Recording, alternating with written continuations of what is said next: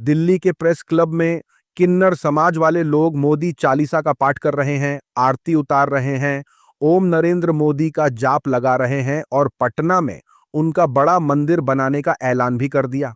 इसी सिलसिले में किन्नर कल्याण बोर्ड के राजन सिंह अलग ही कहानी सुना रहे हैं।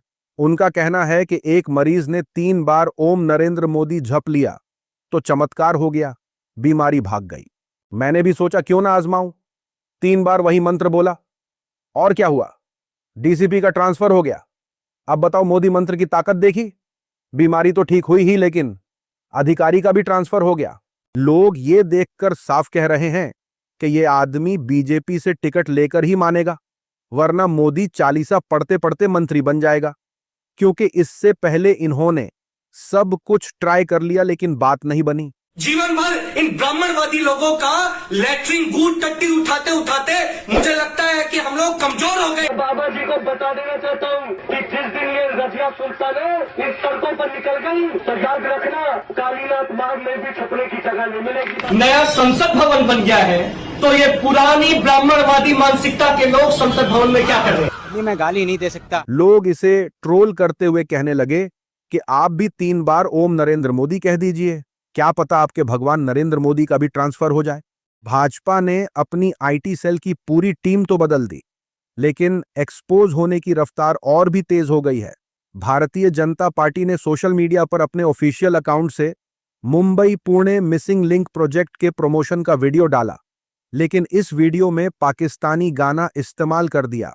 9 सेकंड के इस वीडियो में लाहौर के पाकिस्तानी बैंड बयान का गाना सफर चल रहा था। इसके बाद लोगों ने सवाल उठाया कि भारत में पाकिस्तानी इंडस्ट्री से जुड़ी चीजों पर रोक के बीच भाजपा ने पाकिस्तानी गाना क्यों इस्तेमाल किया, यानी देशभक्ति के नाम पर पाकिस्तानी कलाकारों और पाकिस्तानी म्यूजिक पर रोक लगाओ और जब अपना काम आए तो पाकिस्तानी गाना इस्तेमाल करो। यह हिपोक्रेसी गाने से भी ज्यादा वायरल हो गई है।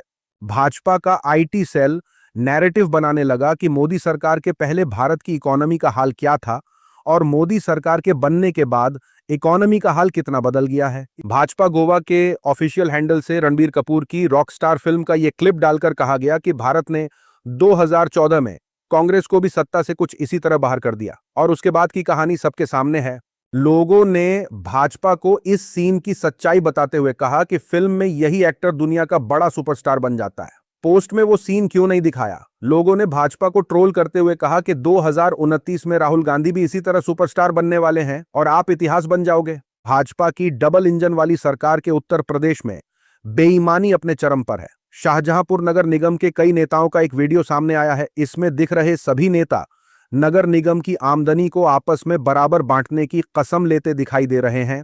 वीडियो में एक नेता हथेली में पानी लेकर दूसरे नेताओं को कसम दिलाते नजर आ रहे हैं। कसम दिलाने के दौरान गद्दारी करने वाले काउंसिलर के लिए मां का नाम लेकर गलत बात भी की गई। वीडियो में दिख रहे ज्यादातर काउंसिलर के भाजपा से जुड़े होने की बात कही जा रही है। एक काउंसिलर कसम के लफ्ज कहता है, बाकी काउंसिलर उसे दोहराते नजर आते हैं।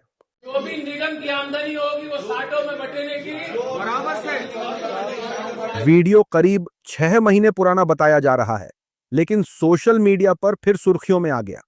हालांकि वीडियो का कंफर्मेशन नहीं हुआ है। वीडियो को लेकर मेयर अर्चना वर्मा ने कोई जानकारी होने से इनकार कर दिया। लोगों ने कहा कि जिस देश में बेईमानी भी पूरी ईमानदारी से नहीं होती, तो ईमानदारी क्या ही होगी। एक कॉमेडी शो में कॉमेडियन कुणाल कामरा और शुभम गौड़ के बीच महाभारत को लेकर छोटी सी बात हुई जो अब सोशल मीडिया पर बहुत वायरल हो रही है। कुणाल कामरा ने महाभारत को पौराणिक कहानी यानी माइथोलॉजी कहा। इस पर शुभम गौड़ ने बिना देर लगाए कहा कि यह माइथोलॉजी नहीं बल्कि मेरा इतिहास है। कुणाल ने कहा कि इतिहास और माइथोलॉजी को मिलाकर मत देखो, दोनों अलग अलग चीजें हैं। इसके बाद दोनों में हल्की मजाकिया बातें हुई, जैसे कुरुक्षेत्र की जंग और पानीपत की लड़ाई को लेकर। इस छोटी सी बातचीत ने फिर से बहस छेड़ दी है कि महाभारत इतिहास है या सिर्फ पुरानी कहानी। शुभम गौड़ का यह जवाब आईटी सेल को खास पसंद आ रहा है और वो वीडियो शेयर करके कुणाल को ट्रोल करने की कोशिश कर रहे हैं। इस पर कॉमेडियन कुणाल कामरा ने कहा कि इतिहास हमें बताता है कि हम किन बातों को सच में हुआ मान सकते हैं। माइथोलॉजी की कहानियां हमें बताती हैं कि लोगों की सबसे अच्छी सोच क्या थी, वो किससे डरते थे, उन्हें किस चीज की उम्मीद थी, उनके लिए दुनिया का क्या मतलब था और वो एक अच्छी जिंदगी को कैसा देखते थे। पुराने पवित्र ग्रंथों की खासियत यह है कि वो हमारी संस्कृति और सोच का हिस्सा है, सिर्फ इतिहास का हिस्सा नहीं। माइथोलॉजी कहानियां प्यार, जिम्मेदारी, चाहत, किस्मत और ऐसी कई बातों को मतलब देती हैं जिन्हें हम आसानी से समझ नहीं सकते। माइथोलॉजी की कहानियां हर दौर में अपनी जगह रखती हैं और आने वाले वक्त में भी रहेंगी। इतिहास अलग अलग दौर का हिसाब रखता है। माइथोलॉजी और इतिहास में यह फर्क अगर समझ नहीं आया हो तो आप वापस मुझे गालियां दे सकते हैं। एक्ट्रेस कृति सेनन हाल ही में रक्षाबंधन के लिए बने एक ज्वेलरी ब्रांड के एड में नजर आई थीं। इस लुक को लेकर सोशल मीडिया पर बवाल शुरू हो गया। कुछ लोगों ने कहा कि कल्चरल त्योहार पर बने एड में यह आउटफिट सही नहीं है। अब इस पर कंगना रनौत का भी रिएक्शन सामने आया है। हालांकि उन्होंने कृति सेनन का नाम नहीं लिया। कंगना ने अपनी इंस्टाग्राम स्टोरी पर कहा कि महिला होने के लिए यह शानदार टाइम है। हमारी अलमारियां कई तरह के कपड़ों से भरी हैं और आज की महिला ग्लोबल महिला है।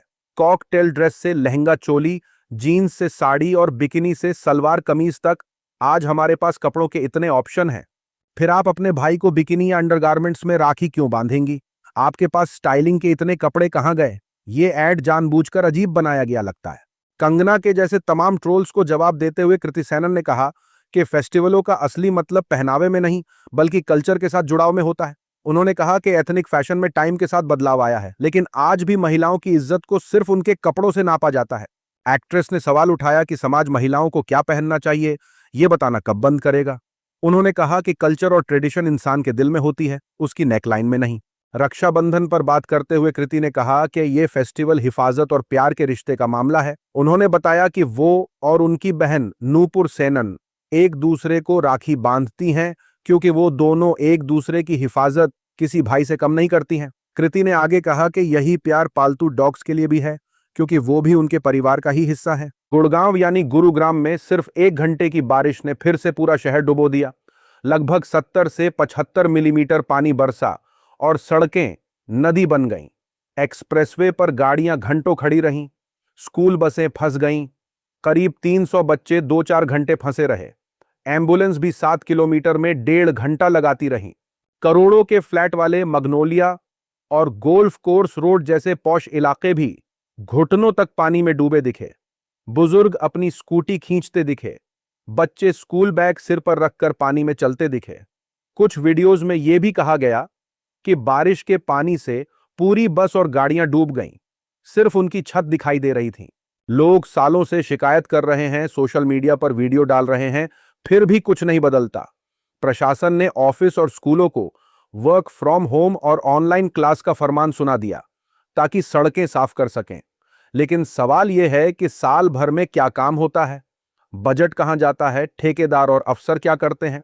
शिव अरूर जैसे पत्रकारों ने कहा है कि गुरुग्राम भारत की करप्शन कैपिटल बन चुका है। विकास के नाम पर ऊंची इमारतें और महंगे मॉल तो बन जाते हैं, लेकिन पानी निकालने की बुनियादी चीजें नहीं बनती। लोगों ने शिव अरूर की रिपोर्ट देखकर कहा कि इस अडानी के एंकर का 2 मिनट 20 सेकंड का पूरा भाषण है, लेकिन इसमें राज्य सरकार, बीजेपी या मुख्यमंत्री का एक बार भी नाम नहीं लिया गया।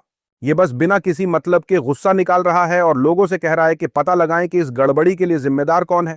आजकल यही डरपोक लोग भारतीय पत्रकारिता का चेहरा बने हुए हैं। इलाहाबाद हाई कोर्ट ने सुकेना रिजवी की अर्जी खारिज कर दी।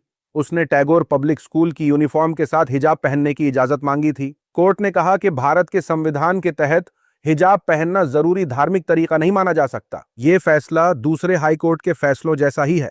स्कूलों में धर्म से जुड़े कपड़े पहनने को लेकर पूरे देश में बहस चल रही है। कुछ लोग स्कूल में सबके लिए एक जैसी यूनिफॉर्म को सही मानते हैं, जबकि कुछ लोग अपने ईमान के हिसाब से कपड़े पहनने की आजादी की बात करते हैं। लोगों ने इस मामले पर ऐतराज जताते हुए सोशल मीडिया पर कहा कि मुस्लिम लड़की ने उसी स्कूल में क्लास 6 से क्लास 10 तक स्कूल की यूनिफॉर्म के साथ सिर पर स्कार्फ पहना था और इन सालों में स्कूल ने कभी इस पर ऐतराज नहीं किया था। जब उसने क्लास 11 में दाखिला लेना चाहा, तब स्कूल ने अचानक सिर पर स्कार्फ पहनने पर ऐतराज जताया। यह ऐसा मामला नहीं था कि स्टूडेंट ने क्लास 11 में आने के बाद पहली बार हिजाब पहनना शुरू किया हो। वो क्लास 6 से ही स्कूल की जानकारी में खुले तौर पर इसे पहनती आ रही थी और स्कूल ने कभी उसे नहीं रोका था। ये मामला सिर्फ यूनिफॉर्म की चिंता से कम और मुस्लिम स्टूडेंट्स को परेशान करने और मुस्लिम लड़कियों की आगे की पढ़ाई में बेवजह रुकावट डालने के तरीके जैसा ज्यादा लगता है। यूपी के बरेली जिले में डीजे की तेज आवाज एक महिला की मौत की वजह बन गई। गांव में कमला देवी अपनी बहू के साथ गौरी शंकर मंदिर जा रही थीं। इसी दौरान मंदिर के रास्ते में एक जगह तेज डीजे बज रहा था। महिला जब यहां से गुजरी तो डीजे की आवाज और बेस इतना तेज था कि वो उसे बर्दाश्त नहीं कर सकी और उनके सीने में अचानक तेज दर्द उठा। थोड़ी देर वो नीचे बैठी और फिर मौके पर ही दम तोड़ दिया। इस मामले के बाद सब हैरान रह गए। वो घबराकर वहीं जमीन पर बैठ गईं। इससे पहले कि बहू और आसपास के लोग उन्हें संभाल पाते या अस्पताल ले जा पाते, उसके पहले ही कमला देवी ने मौके पर ही दम तोड़ दिया। महिला की मौत की खबर फैलते ही आसपास बड़ी तादाद में लोग जुट गए। 60 साल की बुजुर्ग महिला की मौत की जानकारी मिलते ही पुलिस भी मौके पर पहुंची, जहां कमला देवी के परिवार वालों ने पूछताछ में पूरा मामला बताया। लोगों ने इस मामले पर चिंता जताई और सोशल मीडिया पर कहा कि इन तेज आवाज वाले डीजे ने अब लोगों की जान लेना शुरू कर दिया है। ये बात पहले भी कही जा चुकी है। इन तेज डीजे पर पूरी तरह बैन लगना चाहिए। लोगों की जान जा रही है, ये जुर्म है और अगर सरकार ने जल्दी कोई कदम नहीं उठाया तो इन मौतों और होने वाले नुकसान की जिम्मेदारी सरकार की होगी। कानपुर में कूड़े के ढेर में पड़ी एक्सपायरी चॉकलेटों और टॉफियों को लूटने की होड़ मच गई। बाइक और कार सवार लोग सड़क किनारे गाड़ियां खड़ी कर चॉकलेट टॉफी बटोरने में जुट गए। इसका वीडियो सोशल मीडिया पर वायरल हो रहा है। पुलिस और फूड सेफ्टी डिपार्टमेंट की टीम मामले की जांच में जुट गई है। वीडियो में दिख रहा है कि कूड़े के ढेर में टॉफियों और चॉकलेटों के बॉक्स पड़े हैं। कुछ लोग बोरियों में चॉकलेट के डिब्बे भर रहे हैं। देखते ही देखते लोगों की भीड़ जमा हो जाती है। बाइक सवारों के बीच चॉकलेट उठाने की होड़ मच जाती है। लड़कियां और औरतें थैलियां भर भर कर चॉकलेट ले जाने लगीं। लोग ज्यादा से ज्यादा डिब्बे उठाकर भागने लगे। कोई थैलियों में तो कोई पूरा गत्ते का डिब्बा उठाकर ले गया। ट्रक और कार सवारों ने भी अपनी गाड़ियां रोक कर चॉकलेट उठाना शुरू कर दिया। लोगों ने सोशल मीडिया पर कहा कि क्या यही है विकसित भारत की हकीकत? डर इस बात का है कि अगर बेरोजगारी, महंगाई और भूख पर ध्यान नहीं दिया गया तो आने वाला कल कहीं इससे भी बदतर न हो जाए। ये मुख्यमंत्री योगी के विकसित प्रदेश की तस्वीरें हैं, जहां दावा है कि अमेरिका के लोग नौकरी के लिए लाइन लगाने वाले हैं और हकीकत में लोग एक्सपायर्ड चॉकलेट के लिए लाइन लगा रहे हैं। राम रहीम को अगस्त 2017 में साध्वियों से गलत काम के मामले में सजा हुई थी। 9 साल में ये 17वीं बार है जब वो पैरोल या फरलो पर जेल से बाहर आया है। इस साल जनवरी में उसे 40 दिन की पैरोल मिली थी। इसके बाद 26 मई को 30 दिन की पैरोल दी गई। डेरा सच्चा सौदा के गुरमीत राम रहीम एक बार फिर जेल से बाहर आ गया है।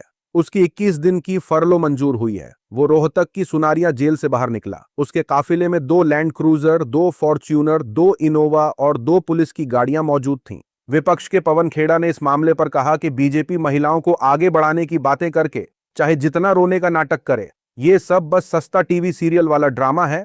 हमें अच्छी तरह पता है कि ये पार्टी बलात्कारियों के कितनी साथ है और महिलाओं के खिलाफ कितनी है। डेरा सच्चा सौदा के चीफ गुरमीत राम रहीम का मामला आपके सामने है। अगर आप चाहते हैं कि आपकी बेटियां सेफ रहें तो इस देश को बीजेपी से आजाद करो। अभी के लिए इतना ही। अपनी राय सुझाव कमेंट में जरूर बताएं। मिलूंगा अगले वीडियो में। तब तक के लिए अपना ख्याल रखें।